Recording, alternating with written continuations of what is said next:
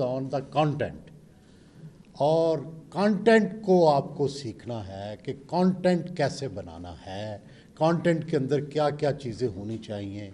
उसके अंदर बहुत कम तब्दीलियां आ रही हैं, उसको भी मॉडर्न करने की ज़रूरत है, उसको भी लर्न करने की डेफिनेटली ज़रूरत है। दूसरी मेरी गुजारिश ये है कि यहाँ स्टूडेंट्स भी हैं और हमारे यहाँ प्रोफेसर्स भी हैं।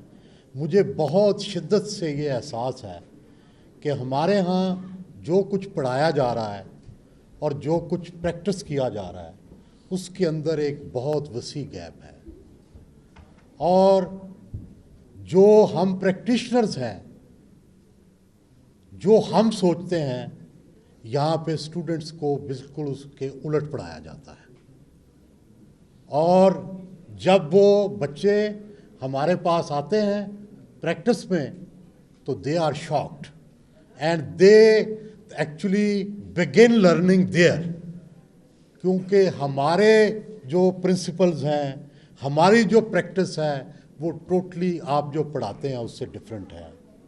और फिर क्या, इसी की वजह से ये जो गैप है, इसी की वजह से हमारे जितने भी आज तक इश्यूज़ हुए हैं, एकेडमिक्स कभी हमारे साथ खड़े नहीं हुए, कभी किसी यूनिवर्सिटी से मीडिया की आज़ादी की आवाज़ नहीं आई, कभी किसी यूनिवर्सिटी से प्रोफेशनलिज्म की सपोर्ट की आवाज़ नहीं आई।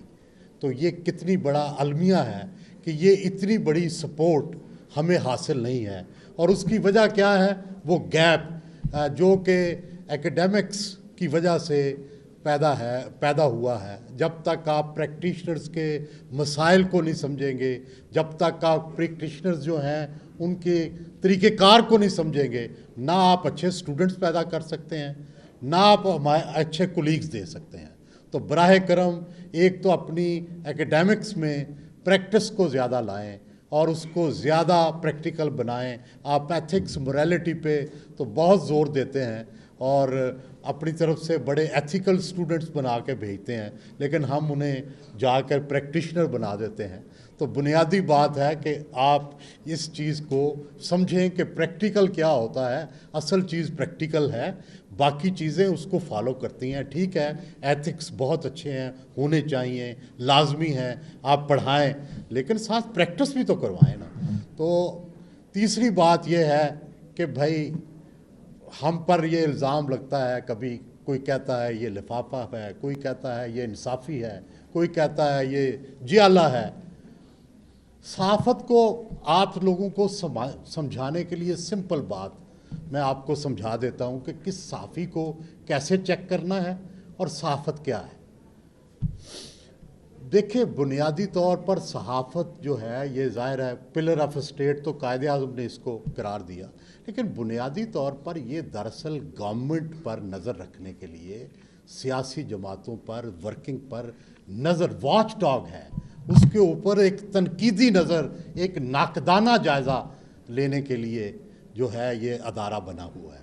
तो जो सहाफ़ी नाकदाना जायज़ा नहीं लेता, आप समझ लें कि वो सहाफ़ी नहीं है, क्योंकि बुनियादी सहाफ़त ही नाकदाना जायज़ा है। और नाकदाना जायज़ा किसका, जो जितना पावरफुल है।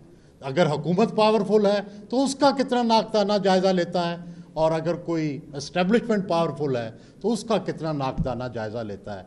बस सहाफ़ी की, अच्छे सहाफ़ी की यही पहचान है, यही सहाफ़त है, इसी को आप लर्न करने। बाकी सारी तारीफ़ें जो हैं वो झूठी और नकली हैं। बहुत बहुत शुक्रिया, बहुत बहुत।